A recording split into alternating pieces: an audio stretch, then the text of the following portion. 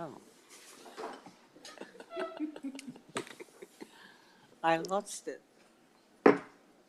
We'll call to order the February 10th meeting of the Conestoga Valley Board of School Directors. I'd like to welcome everyone who's in the room with us and those who are joining us online. This is our our first of 2 meetings per month where we receive most of the informational presentations as well as discuss and deliberate future decisions. There may also be some action voting items required on timely issues or to meet time-restrained guidelines. All agendas and related public documents are posted on the district website. Will you please join me for pledge to the flag? I pledge allegiance to the flag of the United States of America and to the republic for which it stands, one nation, under God, indivisible, with liberty and justice for all. Mrs. Martin, may we have attendance, please? We have 8 directors present tonight. Mr. Gensel is absent. We do have a quorum for tonight's meeting. Also note that the superintendent and administrative cabinet are in attendance. Are there any changes, additions, deletions, or corrections for the agenda? If not, I'll take a motion to approve the agenda. I have a question. Oh, okay. Are we using our microphones? As far as I know. Are Yes. we using the microphones all right, folks? Oh, okay. We should Good. have them on. Yes. So they're green. Okay. I'm still having a hard time hearing you. Oh, okay, I'll speak up. Is that better?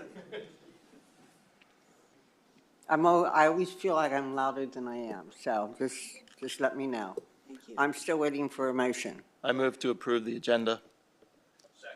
All those in favor say aye. Aye. Agenda is approved. Dr. Hartman, it's yours. All right, good evening, everyone. Just a few updates for the board and for the public this evening. First of all, I think there are a lot of happy faces around the district today after the Eagles Super Bowl victory. Boo hiss.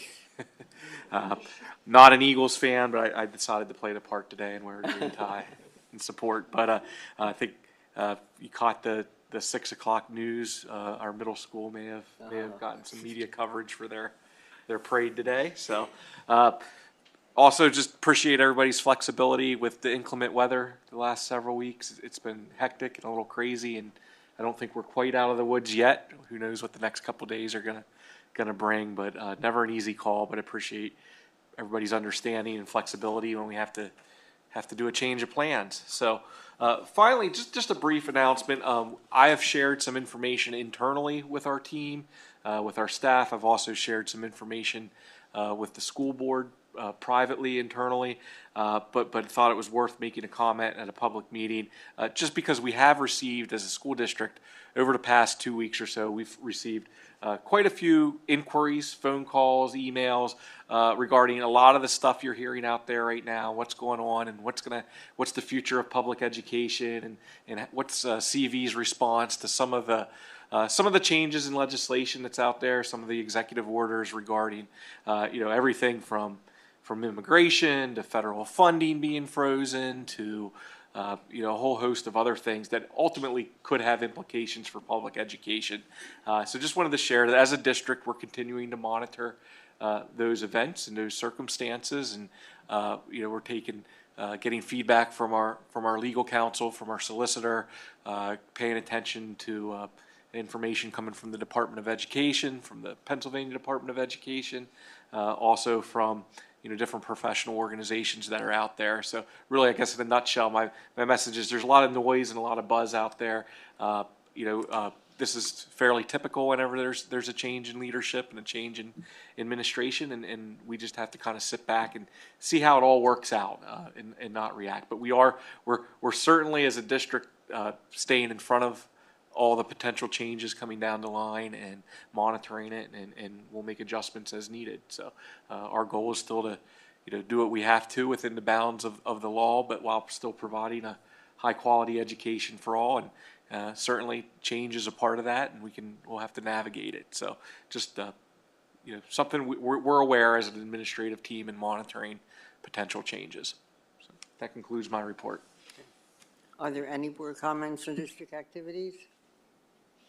If not, then we will invite the representatives from SEEDS. Mrs. Kime and Mrs. Hershey? Yes? I don't know why you don't have one of these nice microphones. We'll have to work on that.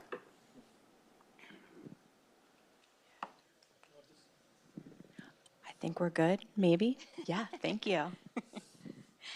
Good evening, everyone. Thank you so much for having us here. We look forward to doing this every single year. It's good to just touch base with our school board, for you to hear some updates from us, and for us to just actually take a chance to thank you. I know that I am just really grateful for you guys and your volunteering to be on the school board. It is quite often a thankless position, so thank you for serving as you do. So thank you for having us. If you want to go to the next slide. We will start things off with just a quick 1-minute intro video. It should be right in that presentation.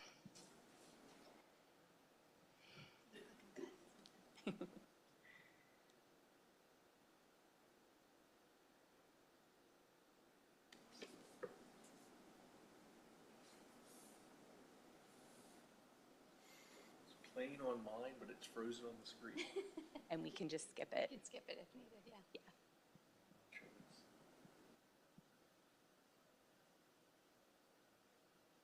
Sorry about that. No, you're fine. It's playing in front of me. It's not. Go ahead and just go to the next one if you can.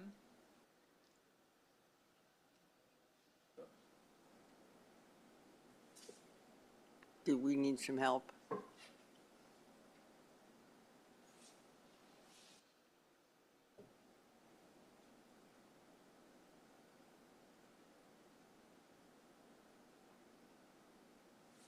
There we go. So I am Kristen Hershey. This is Michelle Kime. We are co-directors of SEEDS. If you go to the next slide, you can see a picture of our board.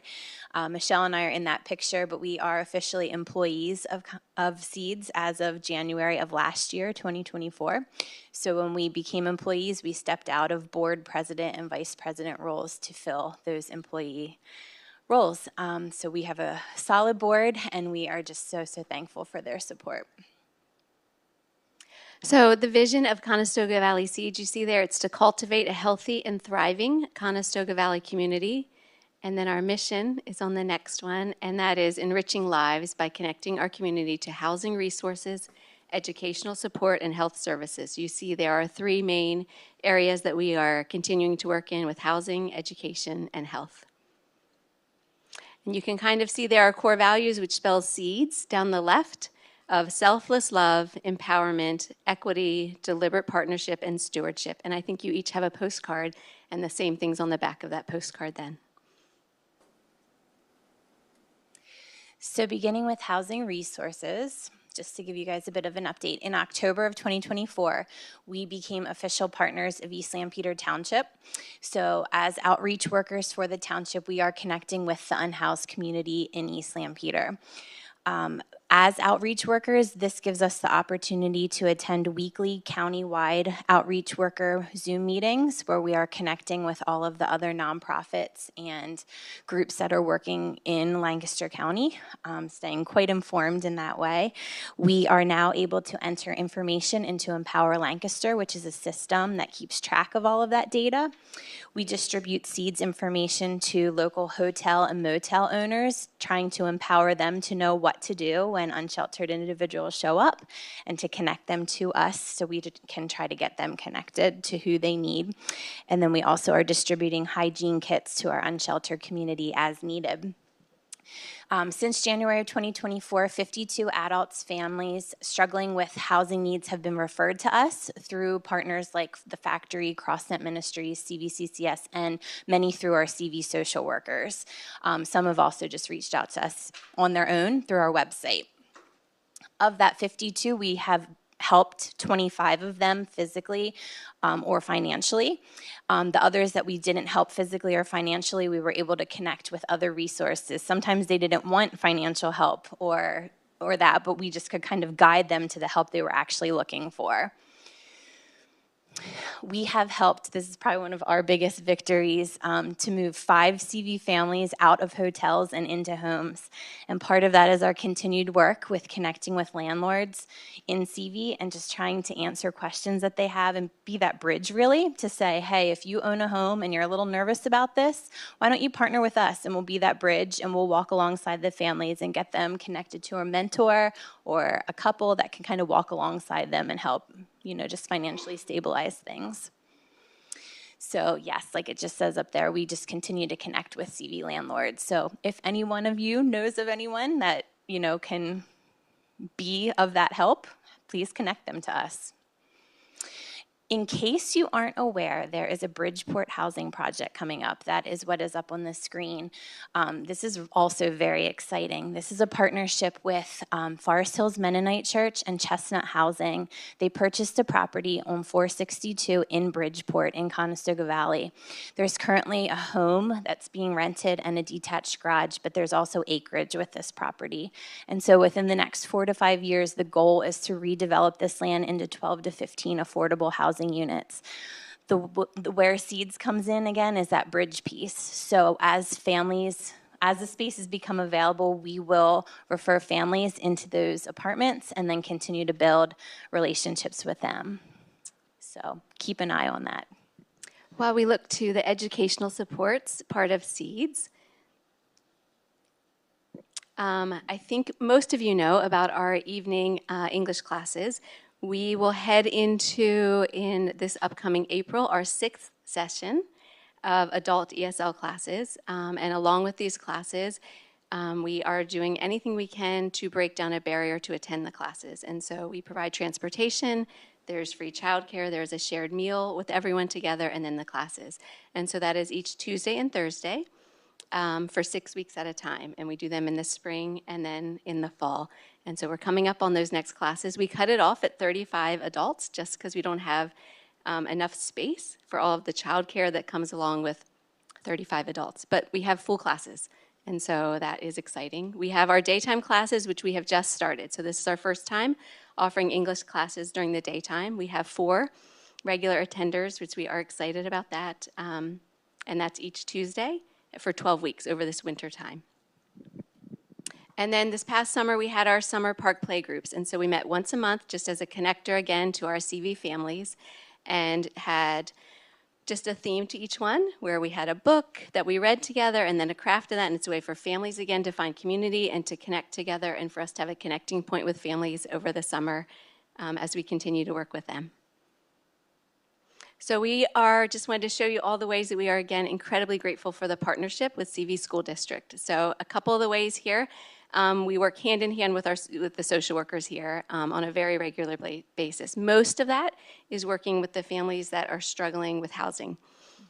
We did the partnership with them in their holiday support, offering gift cards to any families that needed support around Christmas time, and then specifically working with the families who were doubled up or living in hotels where actual physical gifts were purchased. And so churches and other groups and businesses around the community gave money for those things, and then those families came for a meal, and then the parents were able to go into another room and wrap the gifts and take them and then be able to give them to their kids at Christmas. So we were incredibly grateful for the partnership with the social workers.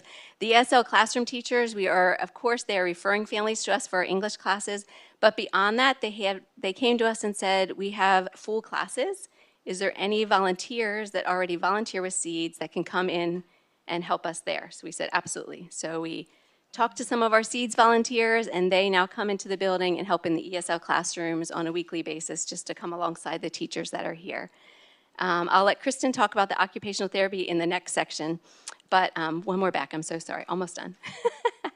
Our sports team, we're incredibly grateful that they come alongside and they volunteer in our ESL classes. The Basics is another thing we are partnering with Michelle Trasberg as well as Karen Sullivan just in helping our families who have kids who are birth to age 5 have some of these tools and resources to help their kiddos.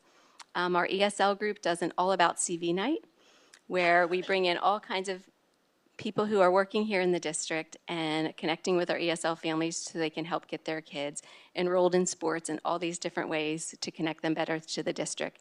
And then I'm grateful to be part of the CV School District Stakeholder Advisory Committee. So we're incredibly grateful for the partnership with the district. So as far as our health services go, 1 year ago in April, we started our first occupational therapy services, and we served 6 families that were referred to us through Katie Reif as school social worker. This, like Michelle mentioned, targeted kids from birth to age 4 and their caregiver, and was offered once a week for 6 weeks, partnering with E-Town College and Dr. Diane Martin, as well as Connections, Early Intervention and Supports out of York County, Liz Jones. And so that's just been a great partnership. And so if you head to the next slide, we're really, really excited. The second paragraph mentions that we will be having our second Growing Seeds is the name of our little group. Our little Growing Seeds kiddos will meet this April and May again with Diane and Liz.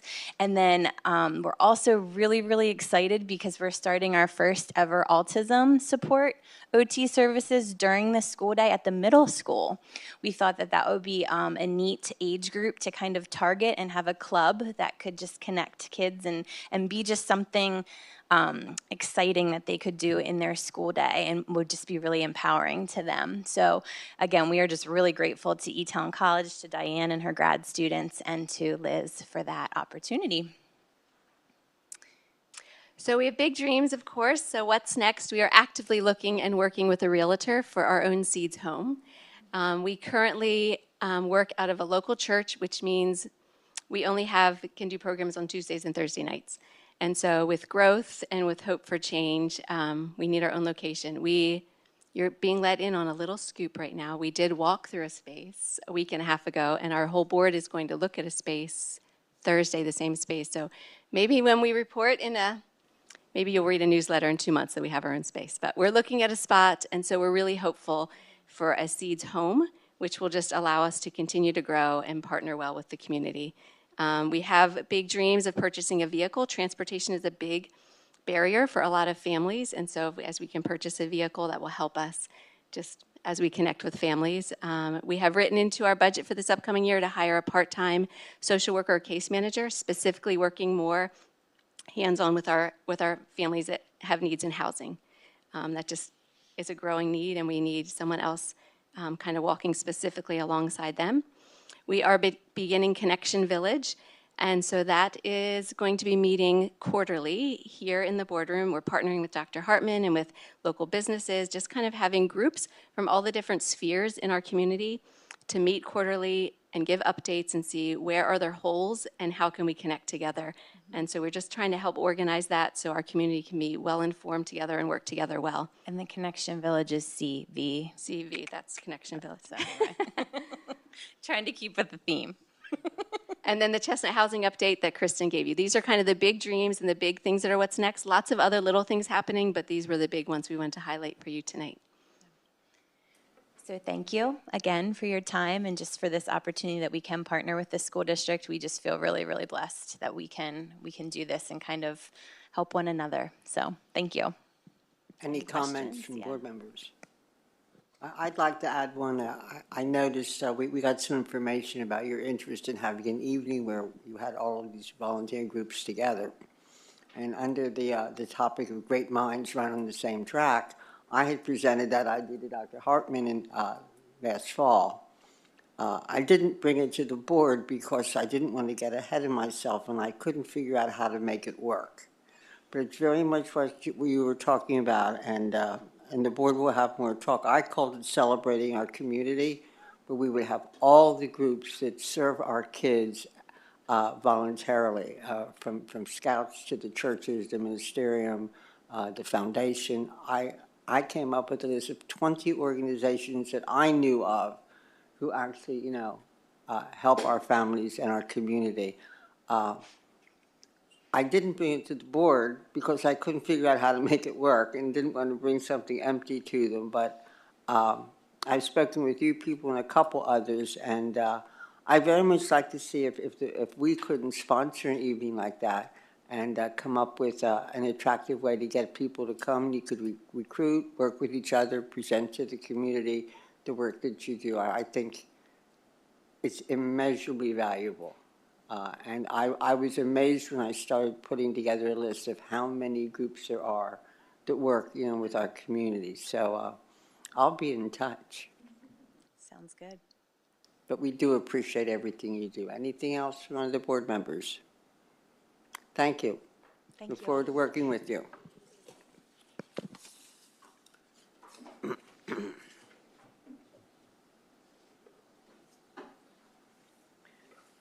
This is the point in the meeting where if anyone from the public would like to speak to the board on an agenda item, we would welcome you.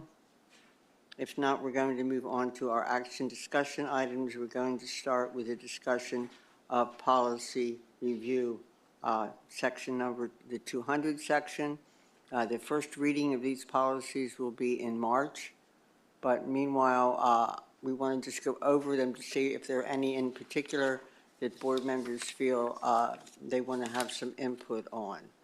So I'm just going to go down quickly, and you stop if there's a policy that you think you need to have some input on. Okay? Are you saying on the 200? The 200s, yeah. This is just. Just a quick overview, okay? We won't have a first reading for another month and a half. Correct. Or month, I guess. Correct, March. yes. Correct. At the March 17th meeting. So we have plenty of time, but for those of you that had a chance to look over them, are there any in particular that you wanted to have any input on? There are some that are missing.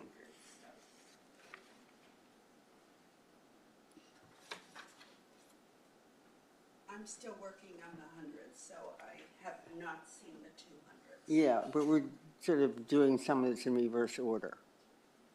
I know it becomes a little confusing. We will do this for the 100s. We're going to move the 100s at our next meeting to the action discussion agenda, so we'll have time to discuss them because we didn't get that step done for the 100s.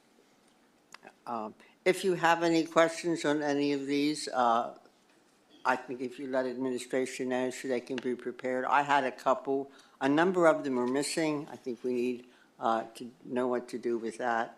And there were a few minor things. There are some where there are choices that we check off, and I think those are important ones for you to look at. I also want to remind you that when we're all done, because when we do these 200s and 100s, that takes us all the way through our review. We're then going to go back and pick up any we need that we either skipped, that weren't ready. We'll pick up those that maybe we have to revisit, and then we'll go back to our original way of having a 5-year review and a schedule for that. Any questions on the policy schedule? Dr. Hartman, would you like to present the other policy, number 815.1? This is a new one.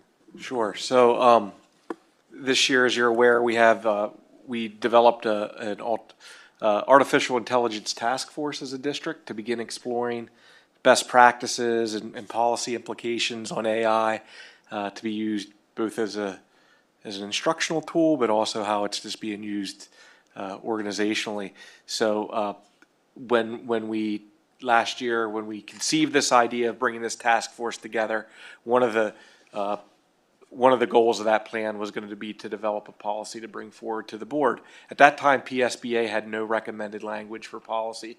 Since then, they have. So our task force took the PSBA recommended policy, looked over it, made some recommendations, made some slight changes to it, and we have a document that we feel is ready to bring to the board for review. So similar to the 200s, this is just on the agenda to give it to you for awareness at this point. It's not a first reading at this point. We just want you to have it in your hands, and we're going to kind of tack it on to the 200s as we approve those or review those.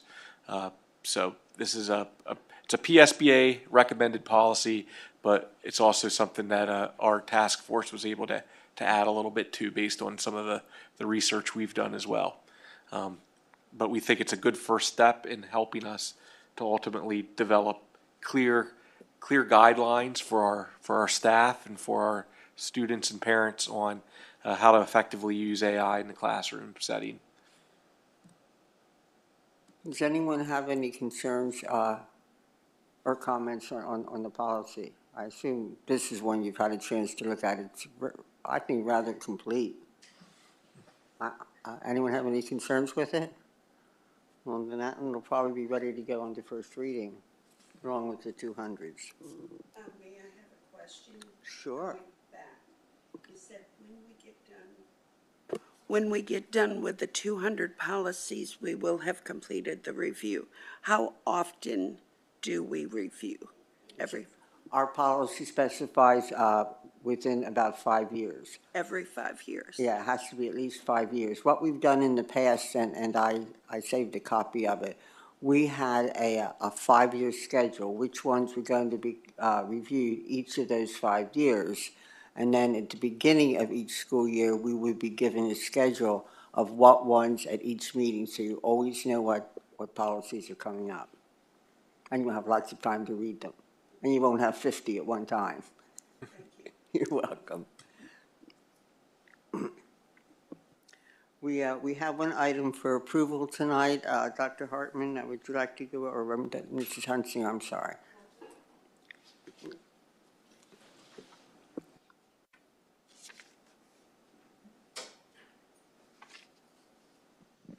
Hi, good evening. So last month, the East Lampeter Township Board of Supervisors approved our request to move forward and working together for some school zone signage at Fritz Elementary due to some traffic concerns. So the letter that we've provided you here is from the township requesting that we ratify what they've outlined in the agreement, which is what we had spoken with the township about previously, that we will work together, we'll share in the costs, and we'll also work together in applying for some Safe Route to Schools or other grant funding to move forward with the signage. Any questions? If not, then we can just get approval at the consent agenda next week, and I'll notify the township. I was we're prepared to do it tonight. Tonight, okay, It's that's on even our better. agenda for approval, and this time I caught it. So Good, thank you. unless there are any questions, I would entertain a motion to approve this initiative and move forward with it.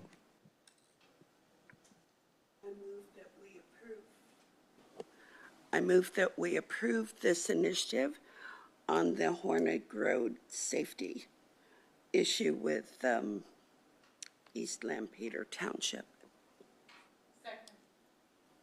We're going to do a roll call because it is a cost-sharing issue.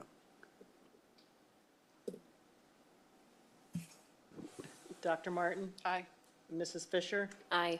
Mr. Hurst? Aye. Mr. Talley? Aye. Mrs. Kapka? Aye. Mr. Eby? Aye. Ms. Trowbridge? Aye. Mrs. Groff? Aye. Awesome, thank you. Want to make a lot of parents happy with this one. Yes. Yeah. Yes, absolutely. Yeah, I think we're all pleased with how quickly we were able to cooperatively come up with something with the township on this. Yes.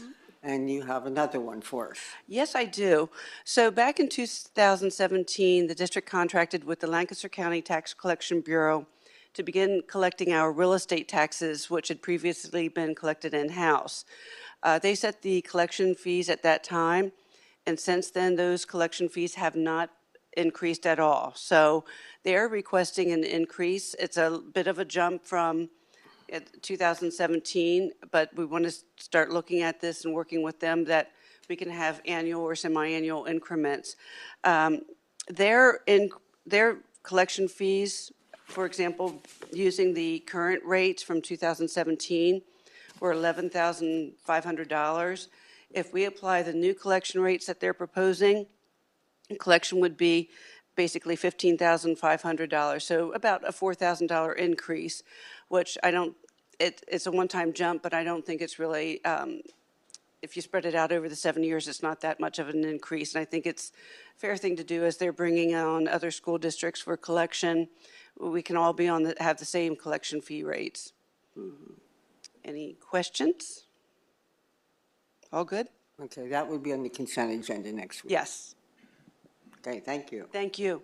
And from what they're proposing for this year, what is their total value for what they will want for next year? So starting July 1 for the 25-26 year, they're estimating that the collection fee will be about $15,500 in total, excluding postage, of course. 15? 15.5, as compared to current collection rate, which would be about 11,500. Okay.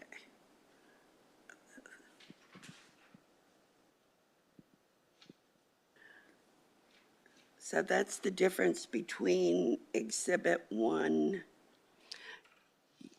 Yes. and Exhibit 1 is what they're proposing, the current. and the current is their fee schedule from way back in 2017. Okay, very good, thank you. Awesome, thank you.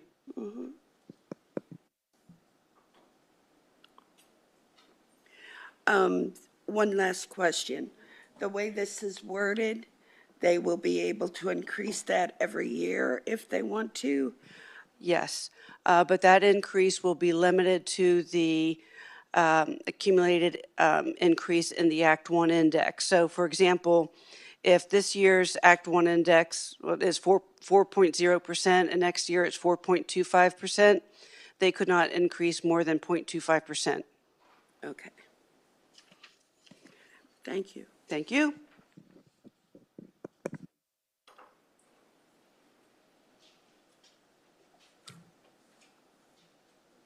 Dr. Mann and Dr. Fox, I don't know if any of us had a chance to really take a look at this course selection book.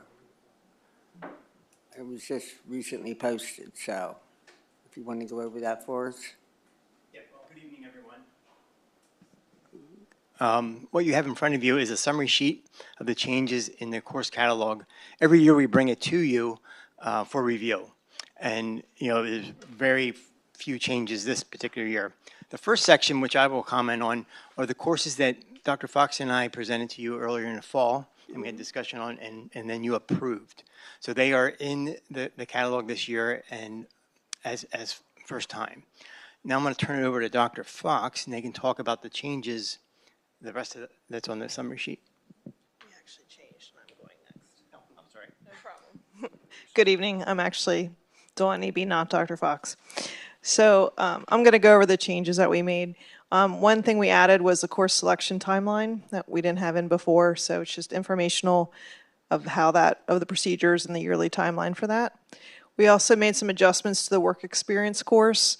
So basically we changed the requirement from 15 hours to 10 hours of average work per week to receive a half credit, and 20 hours average to receive 1 credit, which pretty much aligns with the number of hours they would be in a class.